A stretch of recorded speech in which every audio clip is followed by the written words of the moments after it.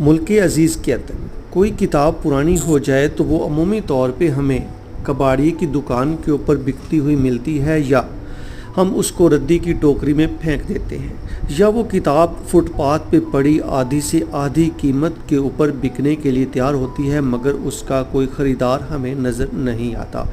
एक यूरोपीय कंट्रीज़ हैं या तरक्की याफ्ता ममालिक है जिनको हम बुरा भला कहते कहते थकते भी नहीं हैं, वहाँ पे एक पुरानी और बुसीदा किताब को किस तरह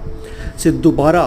उसको रिस्टोर किया जाता है, आप इस वीडियो के अंदर देख रहे हैं। वो कौमें पागल नहीं हैं, वो कौमें